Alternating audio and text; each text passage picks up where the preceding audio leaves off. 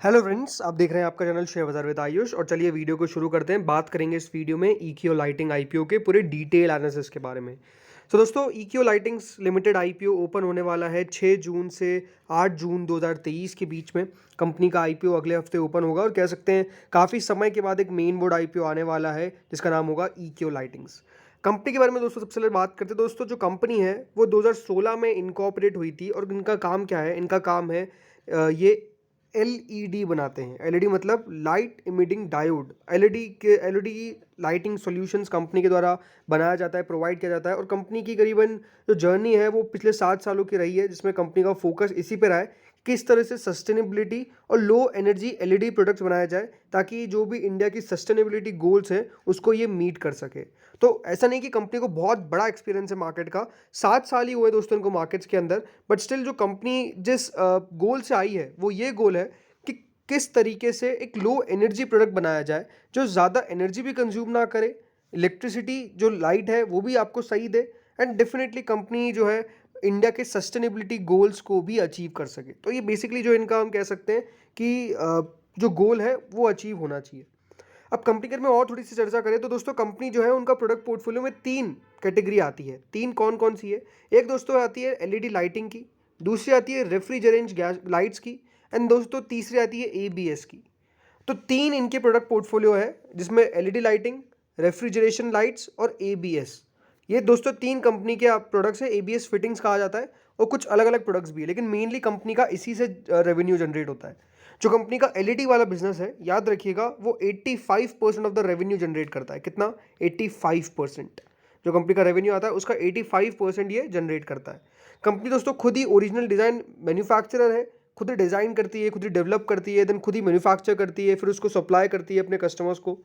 और जो कस्टमर्स हैं वो कुछ इस तरह से डिस्ट्रीब्यूट है कि जो इनके प्रोडक्ट्स हैं वो ओवरऑल हम कह सकते हैं यूज़ करते हैं। बट ओवरऑल ये बड़ी बात है, मतलब इनके जो कस्टमर है वो डायरेक्ट नहीं है। मतलब ऐसा नहीं कि अगर आप चाहे तो आप ईक्यू लाइटिंग्स का प्रोडक्ट खरीद पाएंगे, नहीं। फॉर एग्जांपल शॉपकीपर जो है, राइट, कोई शॉपकीपर होगा या फिर कोई छोटा कस्टमर होगा जो खुद बेचता है, तो वो खुद अपने ओन ब्रांड्स के अंदर उसको बेच सकता है। इस प्रकार से दोस्तों इनके कस्टमर्स डिवाइडेड है। तो डायरेक्ट कंपनी जो है वो रिटेलर को नहीं बेचेगी। डायरेक्ट जो कंपनी है वो एक कह सकते हैं कि बिजनेसमैन को बेच देगी, जो भी है एग्जांपल फॉर XYZ, और फिर वो अपने ब्रांड के तहत उसको बेच सकता है, राइट। तो इस प्रकार से कंपनी का प्रोडक्ट पोर्टफोलियो यूज़ किया जाता है।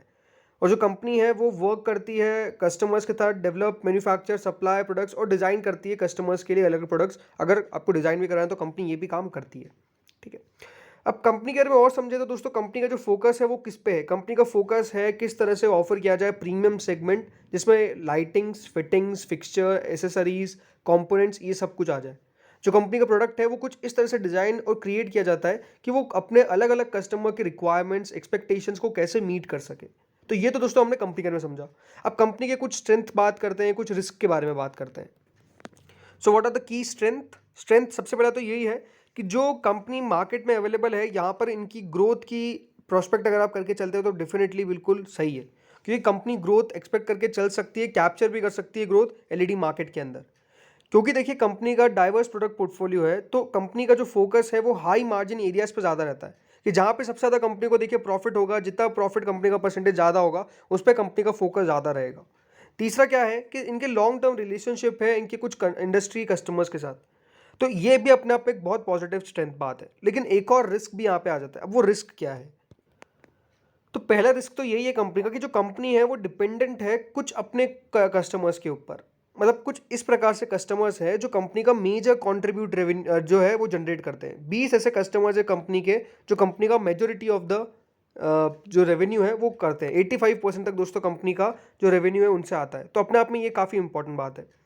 दूसरी बात क्या है कि जो कंपनी है वो फोकस इसी पे करती है कि किस तरह से इनके पास जो कॉन्ट्रैक्ट है वो लॉन्ग टर्म के रहे। लेकिन कंपनी के पास हाल ही में देखा भी एक गया है कि कंपनी के पास कोई भी ऐसे लॉन्ग कमिटमेंट्स नहीं है। मतलब ये नहीं कि अगर आप फॉर एग्जांपल कंपनी के कस्टमर है तो आप कंपनी के साथ लॉन्ग टर्म के लिए जुड़े रहेंगे, ऐसा नहीं है कंपनी के साथ कोई भी कस्टमर।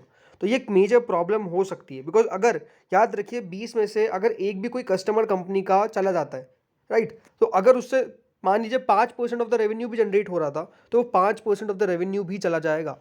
ये एक सबसे इंपॉर्टेंट बात है जिसके ऊपर नोटिस रखना है आपको कि कंपनी के जो कस्टमर्स है उनका रिस्क यही है कि कंपनी के जो टॉप 20 कस्टमर्स है उनसे 85% ऑफ द रेवेन्यू आता है, और अगर 20 में से एक भी कोई बड़ा कस्टमर चला जाता है तो याद रखिएगा कंपनी के रेवेन्यू पे सिग्निफिकेंट इंपैक्ट आ सकता है।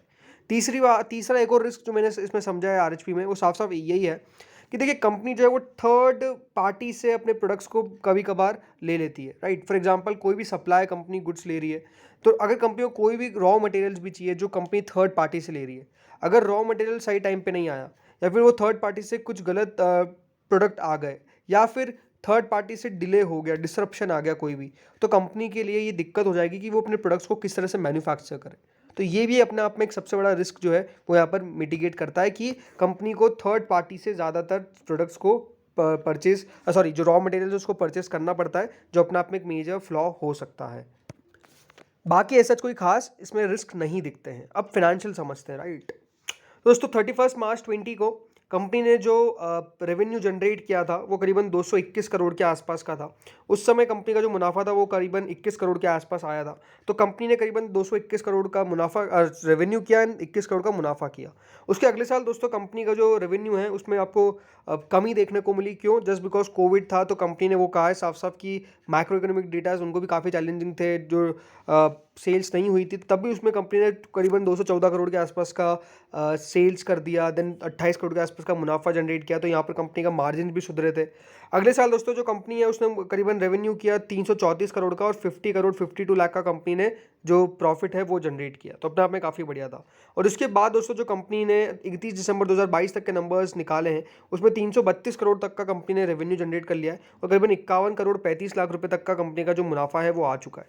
अब एक नेगेटिव पॉइंट क्या है कि इनकी बोरिंग्स पे आप नोटिस करिए, बोरिंग्स कंपनी की कंटिन्यूसली बढ़ रही है। 46 करोड़, देन 69 करोड़, उसके बाद 69 से 106 करोड़, देन 106 से 136 करोड़। तो याद रखिएगा कंपनी का अगर इस तरीके से बोरिंग बढ़ेगा तो एक चिंताजनक बात है। इसलिए कंपनी कुछ सर्टेन बोरिंग्स का पेमेंट भी करने वाली है, जो इस आईपीओ की प्रोसीड से पैसा आएगा उससे कंपनी अपने बोरिंग्स को भी चुकाएगी। लेकिन अगर आप मुझसे पूछेंगे कंपनी के फाइनेंशियल्स कैसे हैं, तो फाइनेंशियल्स आर गुड, उसमें कोई दिक्कत वाली बात नज़र नहीं आती है। कंपनी के फाइनेंशियल्स अच्छे दिखते हैं, ये आपको मैं ज़रूर कह सकता हूँ। अब बेसिक डिटेल के बारे में समझते हैं। तो बेसिक डिटेल्स यही है कि 6 से 8 जून के बीच में ये इशू ओपन होगा। 270 से 285 रुपीज़ का प्राइस बैंड है। 52 शेयर्स मिलेंगे दोस्तों एक लॉट के अंदर आपको। कुल मिला के 607 करोड़ के आसपास का इशू है, जिसमें से फ्रेश इशू है 350 करोड़ का, और रेस्ट ऑफ द इशू है ओएफएस। याद रखिएगा 6 तारीख को ये जब इशू खुलेगा तो 5 तारीख को एंकर इन्वेस्टर्स भी यहाँ पर पैसा लगाएंगे, और उसके बाद दोस्तों ये जो इशू है वो ओपन होगा 6 जून को।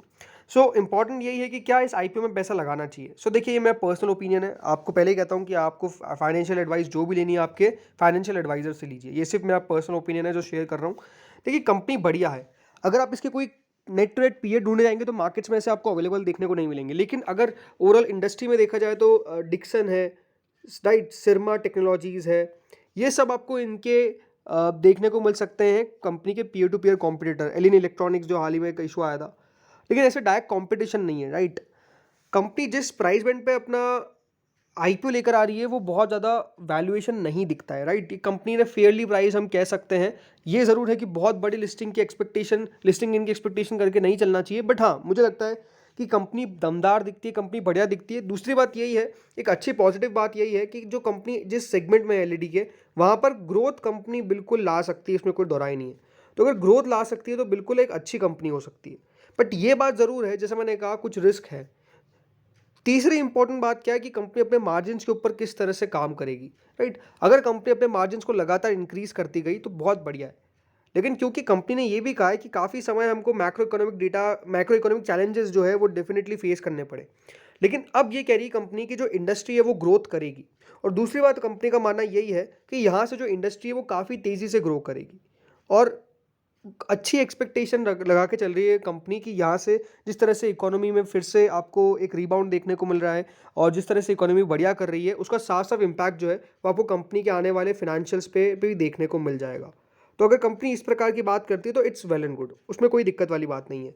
ओवरऑल लिस्टिंग गेन के लिए आईपीओ ठीक दिखता है, लेकिन हाँ और भी इन्फॉर्मेशन आपको रेगुलर मिलती जाएगी। जब सब्सक्रिप्शन आएगा, जब ग्रे मार्केट रेगुलर चलेगी तो उस पर और भी हमको पता चल जाएगा। बिकॉज अभी क्या है ना कि देखिए बाजार बढ़िया चल रहा है, इसमें कोई, लेकिन ये बात भी ज़रूर है कि जो हाल फिलहाल में आईपीओ आए थे, राइट, मैनकाइंड ने बहुत बढ़िया किया, लेकिन वहाँ पे सब्सक्रिप्शन लो था। तो आजकल इस प्रकार की चीज़ें भी हो रही है, ये भी आपको पता होना चाहिए, राइट। तो वो भी अपने आप में एक बहुत इंपॉर्टेंट फैक्टर है। बाकी जो इसकी करंट ग्रे मार्केट है वो चल रही है दोस्तों करीबन 73 रुपीज़ के आसपास, करीबन 358 रुपीज़ के आसपास का लिस्टिंग एस्टीमेट दिखाया जा रहा है, 25-26% के आसपास।